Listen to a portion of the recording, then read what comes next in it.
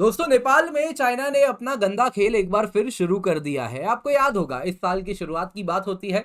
नेपाल में चाइना अपने स्ट्रिंग्स पुल करता है और उसके साथ जो रूलिंग कोलिशन होती है वो सरकार गिर जाती है और इस सरकार से प्रो इंडिया नेपाली कांग्रेस को निकाल दिया जाता है और प्रो चाइना सीपीएन यूएमएल को बैठा दिया जाता है और इसके साथ ये जो सरकार होती है ये प्रो चाइना सरकार बन जाती है। कुछ इस प्रकार से ऑपरेट करती है जैसे कि ये चाइनीज कठपुतली है। दोस्तों एक बार फिर उस चाइनीज कठपुतली ने भारत और नेपाल के रिश्तों में हमेशा के लिए जहर बोने का काम कर दिया है। नेपाल दोस्तों नया करेंसी नोट निकालने जा रहा है। अब नया करेंसी नोट निकालने में किसी को कोई आपत्ति कहीं भी नहीं है दोस्तों, लेकिन ये जो 100 रुपए की करेंसी नोट होने वाली है इसमें अगर आप देखें तो नेपाल का मैप दिखाया जाएगा, लेकिन उस मैप में लिम्पियाधुरा, काला पानी और ये सारे इलाके जो कि भारत के टेरिटरी हैं उनको वो अपने टेरिटरी के रूप में दिखाएगा। दोस्तों ये भारतीय टेरिटरी को चाइना के इशारों पर नेपाल हथियाना चाह रहा है। अब वो भी जानता है कि वो भारत से तो ये टेरिटरी ले नहीं सकता, लेकिन नेपाल के लोगों में हमेशा के लिए एक जहर घुल जाएगा कि इंडिया ने नेपाल के टेरिटरी को ऑक्यूपाई करके रखा है, जो कि सच्चाई से बहुत दूर है। दोस्तों यहां पे नेपाल अवैध तरीके से भारतीय टेरिटरी पर अपना कब्जा जमाना चाह रहा है और अब उसको अपने लोगों तक, जनमानस तक वो पहुंचाना चाह रहा है। इससे पहले भी नेपाल ने कुछ ऐसा किया था और नेपाल की उस वक्त की सरकार को, जो एटलीस्ट पॉलिटिशियंस थे, उनको महंगी कीमत इसके लिए अदा करनी पड़ी थी। तो भारत इस बार भी शांत तो नहीं रहेगा। क्या भारत कर सकता है उस पर भी चर्चा करेंगे। पास्ट में हमने क्या किया था उस पर भी चर्चा करेंगे।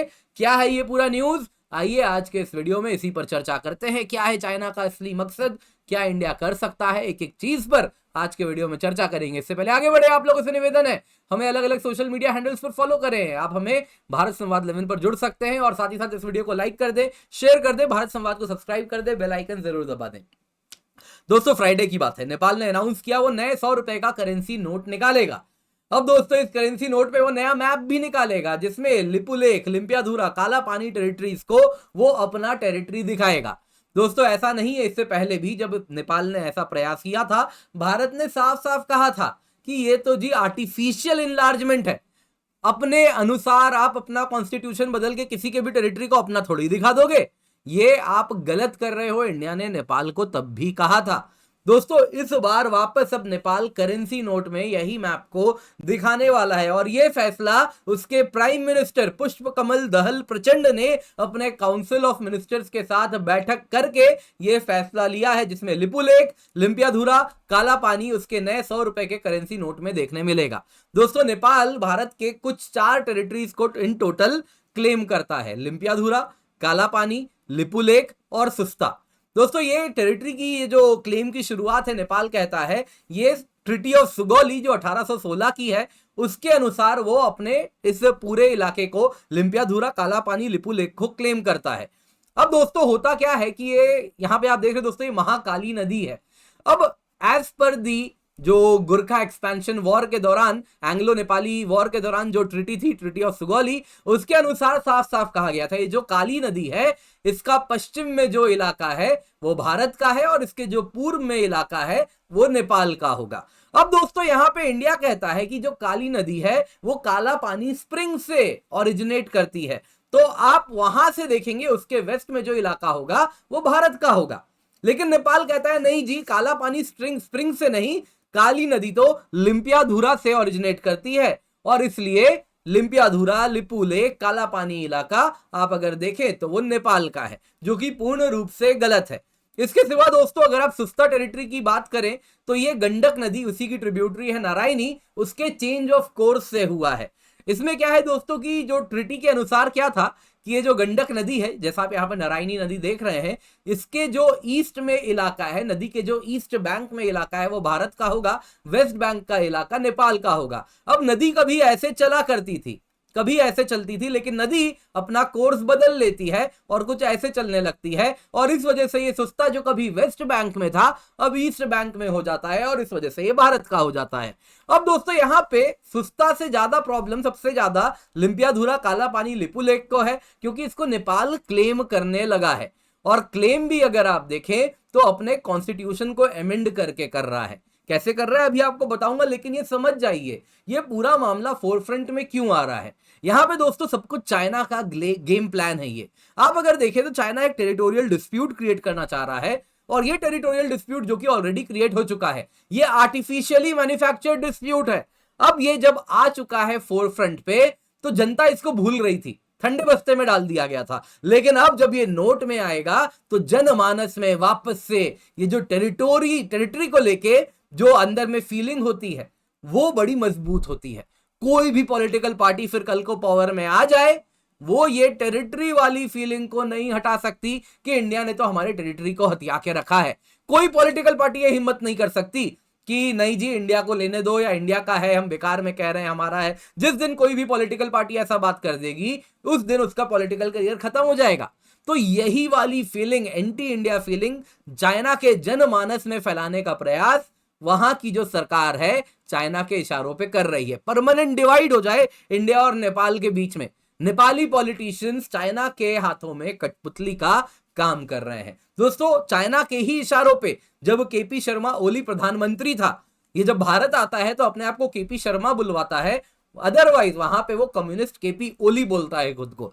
तो जब ये केपी ओली नेपाल में था तो जब वहां का प्रधानमंत्री था तो उस वक्त उन्होंने 2020 में उन्होंने अपने कॉन्स्टिट्यूशन को अमेंड किया और जबरदस्ती दिखा दिया लिपु लेक, काला पानी, लिम्पियाधुरा उनकी टेरिटरी है। भारत ने कहा ऐसे थोड़ी होता है, यूनिलैटरल एक्ट है ये।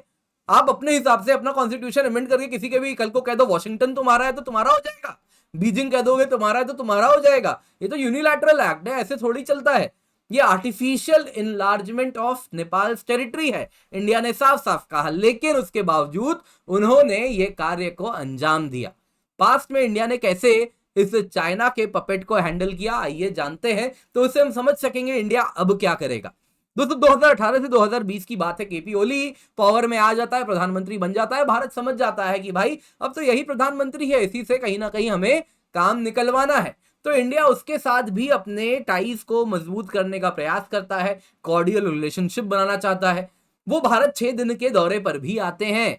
इंडिया अगर आप देखें तो उनके साथ पॉलिटिकल सिचुएशन इन नेपाल उस वक्त जो चल रहा था, उनकी जो प्रचंड जो सामने में उस वक्त अपोजिशन में थे, उनसे कुछ इंटरनल पॉलिटिकल बैटल्स चल रहे थे, तो उसमें भी इंडिया ने उनको कुछ मदद का भी कार्य किया था। अब दोस्तों इसके बाद ओली ने इस मदद के बदले में सुनिए क्या किया। ये जो बॉर्डर डिस्प्यूट है वो निकाल के ले आया। 2018 में जैसा मैंने आपको बताया कॉन्स्टिट्यूशन अमेंड करते हैं वो, और ये तीनों टेरिटरीज को अपना दिखाने लग जाते हैं। अब दोस्तों यहां पे भारत ने कहा आपने एक रेड लाइन क्रॉस कर लिया है। इंडिया एक बिग स्टिक निकालता है, बोला बहुत गाजर खिलाया, अब डंडे का समय है। इंडिया कहता है कि तुम्हारा हम मार्केट एक्सेस बंद करेंगे। अब डायरेक्टली ब्लॉकेट तो लगाएंगे नहीं, तो कहा तुम्हारा जितना भी China funded hydro power project है उसकी बिजली भारत ना खरीदेगा, ना किसी थर्ड कंट्री को लेने देगा भारत के टेरिटरी के थ्रू। नंबर 2, चाइना के द्वारा फंडेड एयरपोर्ट तो बन गया है तुम्हारा, लेकिन वहां से एयर रूट हम किसी को नहीं देंगे। कोई भी भारत खोके उन एयरपोर्ट से क्लियरेंस ही नहीं मिलेगा, तो तुम्हारे प्लेन सड़ जाएंगे वहां पे रह के। इसके सिवा जो ये सपना तुम देख रहे हो चाइना नेपाल इंडिया का ट्राइलैटरल इंफ्रास्ट्रक्चर कॉरिडोर बनेगा, जिसके द्वारा चाइना अपने सामान को नेपाल के माध्यम से इंडिया में डंप करेगा, तो वो तुम भूल जाओ। हम काठमांडू को एक्सेस नहीं देंगे इंडियन मार्केट का, स्पेशली नॉर्थ इंडियन रीजन में। तो दोस्तों इसके बाद अगर आप देखें तो इंडिया अब केपी ओली को गिराने का प्रयास शुरू करता है। यूएस और इंडिया साथ आ जाते हैं, दोनों मिलकर काम शुरू करते हैं। केपी ओली जो कि प्रो चाइना पूर्ण रूप से था, एंटी इंडिया नेशनलिज्म नेपाल के लोगों में प्रोजेक्ट कर रहा था, उसको गिराने के लिए इंडिया यूएस नेपाली कांग्रेस को कहते हैं कि आप जाइए शेर बहादुर देवबा जी प्रचंड के साथ अलायंस बनाइए, माधव जो है नेपाल के उनके साथ भी हम मदद करेंगे, अलायंस बनाइए। तीनों पार्टी साथ आते हैं, एक अलायंस बनता है, और उसके बाद इंडिया हाइड्रो पावर कोऑपरेशन शुरू करता है चाहे नेपाल के साथ। इंडिया असिस्टेंस प्रोजेक्ट्स भी देता है, प्रोजेक्ट में भी मदद करता है। लेकिन फिर ये आपको याद होगा जो लिम्पियाधुरा, काला पानी, लिपु लेक का मामला, कैन ऑफ वर्म सामने आ जाता है।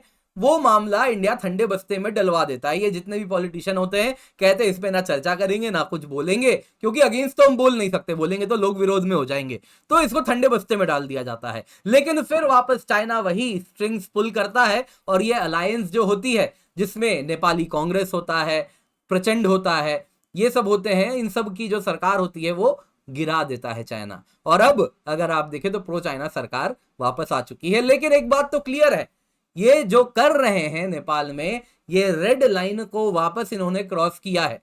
और एक बात तो क्लियर है, अगर आप इंडिया का नेपाल के साथ जो फॉरेन पॉलिसी रहा है उसको अगर स्टडी करें तो कैरेट एंड स्टिक आपको पूर्ण रूप से दिखता है। कैरेट दिया जाता है, जिस दिन आप रेड लाइन क्रॉस करते हैं डंडा आ जाता है, तो डंडा तो आने वाला है। अब वो डंडा पॉलिटिकल मैन्यूवर्स होगा, केपी ओली प्रचंड दोनों के खिलाफ किसी ना किसी तरीके से, और क्या एग्जैक्टली होगा ये तो समय बताएगा। लेकिन एक बात तय है, इंडिया का जो पॉलिटिकल माइट है, जो वहां पे जैसा भी भारत कर सकता है, उसके साथ अब केपी शर्मा ओली और प्रचंड जी दोनों के लिए मुश्किल के दिन तो जरूर आने वाले हैं। क्या होने वाला है ये तो समय बताएगा। आपके हिसाब से भारत क्या कर सकता है, कमेंट में जरूर बताइएगा। उम्मीद करता हूं आपको वीडियो पसंद आई होगी। लाइक जरूर करें, भारत संवाद 11 को इंस्टाग्राम पे फॉलो करें और इस वीडियो को सब्सक्राइब करें, बेल आइकन दबाएं। और एक वीडियो आ रहा होगा, इसको अवश्य देखिएगा, काफी कुछ जानने सीखने समझने आपको मिलेगा।